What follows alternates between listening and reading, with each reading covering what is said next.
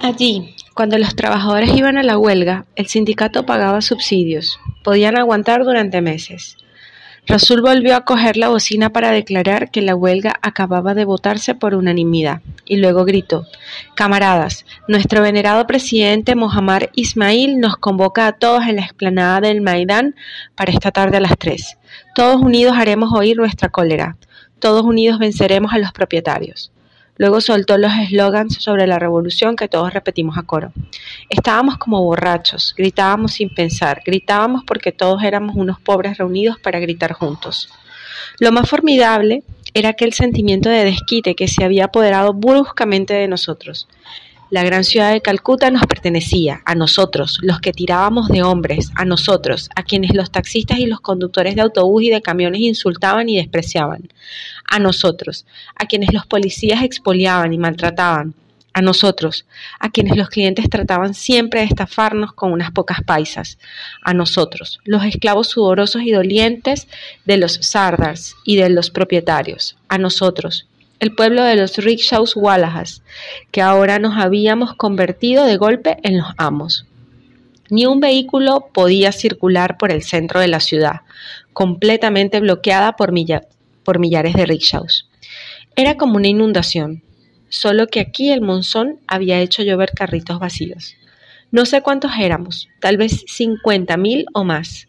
Como los afluentes de un río, nuestros diferentes cortejos convergían todos en Chowringui, a lo largo del Maidán, esa gran avenida que los señores de la policía habían prohibido a nuestros carritos 3 meses atrás, con el pretexto de que ocupábamos demasiado lugar y que provocábamos atascos. Ahora nos veían pasar con la cabeza gacha bajo su casco blanco, la pistola en su cinturón bien lustroso y su lati siempre a punto de golpear sobre el cráneo y la espalda de los pobres. Los responsables del sindicato habían distribuido pancartas rojas a lo largo de todo el recorrido. En ellas se decía que nosotros éramos los que tirábamos de los rickshaws de Calcuta y que nos negábamos a aceptar el nuevo aumento de nuestros alquileres. Se decía también que estábamos hartos de todos los abusos de la policía y que exigíamos el derecho de ganar nuestro arroz como todo el mundo. Los viandantes nos veían desfilar con asombro. Nunca habían visto tantos rickshaws a la vez. Sobre todo estaban sorprendidos. Estaban acostumbrados a que eran siempre los funcionarios del ayuntamiento los que se manifestaban, o los empleados de ferrocarriles, o los conductores de tranvía, en una palabra, los que tenían la suerte de tener un verdadero empleo y que cobraban buenos sueldos. Que unos mendigos que se consideraban como bestias de carga se atreviesen también a manifestarse era algo que no podían comprender. Mientras andábamos, íbamos martillando eslogans que rematábamos con 3 golpes de cascabel. Aquello era un estruendo impresionante. En la esquina de Lindsay Street, un vendedor de cocos decapitó todos sus frutos y los repartió entre nosotros para calmar nuestra sed. Lástima que no pudiéramos pararnos, porque me hubiera gustado decirle a aquel tipo que podía subir en mi rickshaw para ir a donde él quisiera gratis. No ocurre todos los días que alguien os dé algo de beber en esta ciudad maldita. Más lejos, delante de las arcadas del Grand Hotel, donde yo había ido a hurgar en los cubos de basura con mis hijos, había turistas extranjeros que no podían volver a sus autocares a causa de nuestra manifestación. Parecían interesarse mucho por nosotros, porque tomaban fotografías. Algunos incluso se metían entre nosotros para hacerse retratar. Los rickshaws de Calcuta encolerizados eran un espectáculo tan atractivo como el de los tigres blancos del zoo en el Alipur, ¿no? Yo no sé si hay rickshaws en huelga en otros países, pero podrían enseñar esas fotos a sus parientes y amigos de regreso a sus casas, diciendo que podían verse espectáculos muy extraños en las calles de Calcuta. Nuestro cortejo llegó al lugar donde nos habían convocado, donde termina Chowringhee. A medida que nos uníamos unos a otros, el cortejo se iba hinchando hasta convertirse en un río más ancho que el Ganges. El destino final era el Sajid Minar, la columna que hay en el Maidán y que es tan alta que parece perforar las nubes. Arriba, en el balcón, podían verse policías.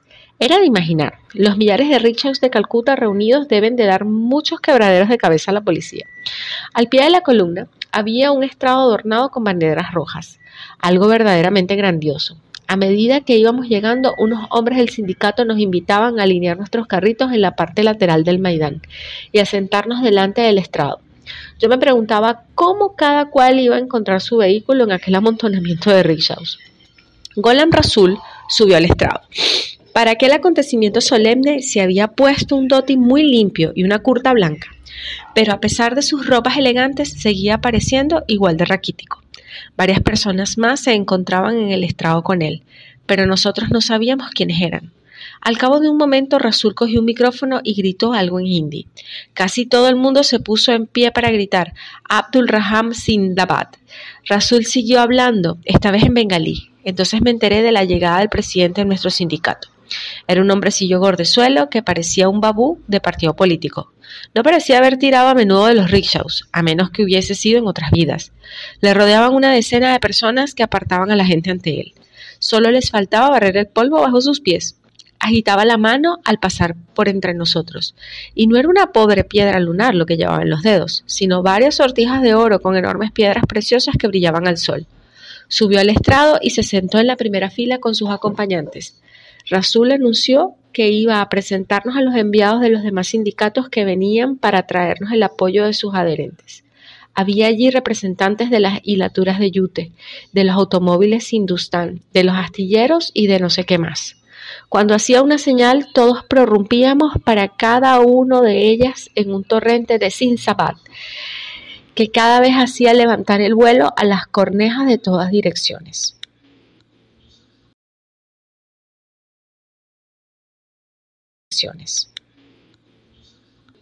Nos emocionaba descubrir que había personas que podían interesarse por desgraciados como nosotros.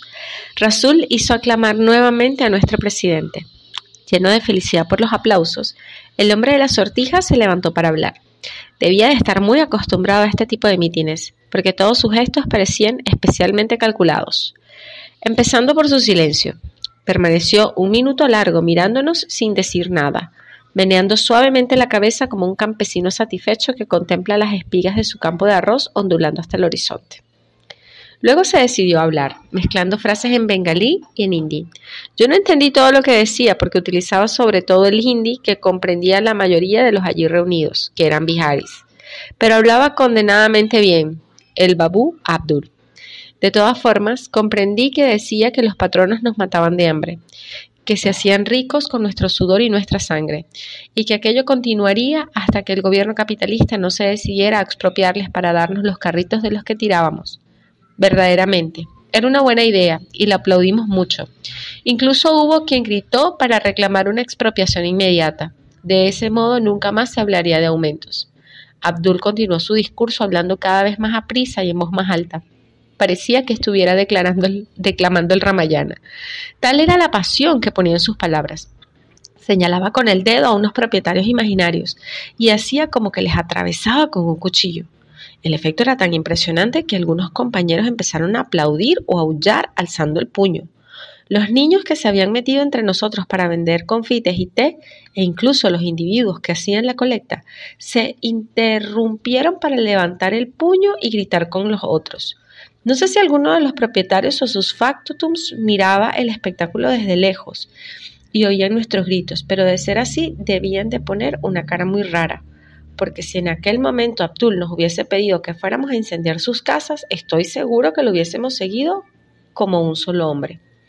Pero prefirió aprovechar que tenía reunidos a todos aquellos desgraciados que le escuchaban como un gurú salido de la trompa de Ganesh para hacer política y atacar al gobierno acerca de la multiplicación de los abusos y de las brutalidades de la policía.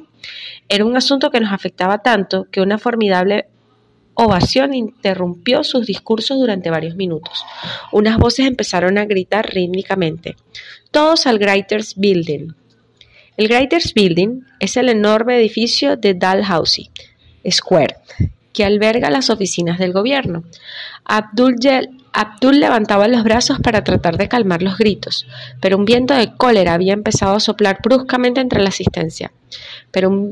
Hubiérase dicho el tornado que anunciaba un ciclón. Entonces ocurrió algo curiosísimo. Uno de los hombres caballos salió de entre la muchedumbre y, atropellándolo todo a su paso, corrió hacia el estrado, subió los escalones y se precipitó hacia el micrófono antes de que Abdul o alguno de los que le rodeaban pudiera interponerse. «Camaradas», exclamó con voz cavernosa, «el babú quiere adormecernos. Con sus bonitas frases trata de ahogar nuestra ira, para que sigamos siendo unos corderos, para que todos los sardars puedan seguir devorándonos sin ruidos. Estábamos tan estupefactos que todos nos levantamos. Entonces reconocí al Chirlo. Los del estrado no se habían atrevido a quitarle el micrófono. Hablaba con dificultad a causa de su enfermedad del pecho. Camaradas, hay que demostrar nuestra cólera con hechos. Levantó un brazo para señalar Chowringhee. No tenemos nada que hacer aquí en el Maidán. Donde tenemos que manifestarnos es ante las casas de los propietarios de nuestros rickshaws. Yo sé dónde vive uno de esos vampiros.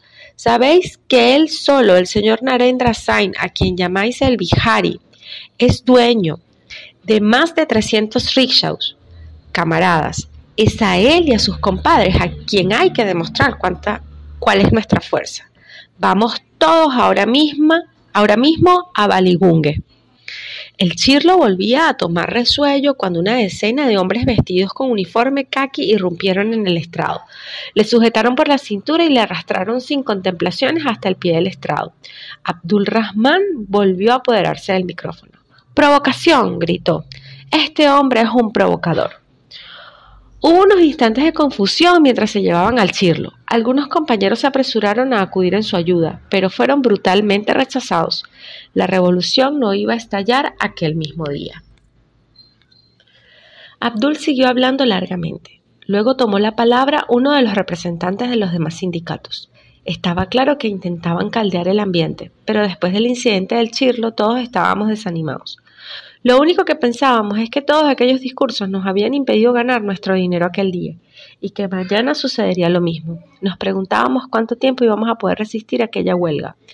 Cuando terminaron todos los discursos, el presidente del sindicato volvió a coger el micrófono y nos invitó a cantar con él el canto de los trabajadores. Yo nunca había oído hablar de aquel canto, pero los más antiguos, los que ya habían asistido a otros mítines en el Maidán, sí lo conocían. Abdul y los de la tribuna lo entonaron, y millares de voces en la explanada hicieron coro. Los compañeros me dijeron que era el canto de los trabajadores en todos los países del mundo, y se llamaba La Internacional.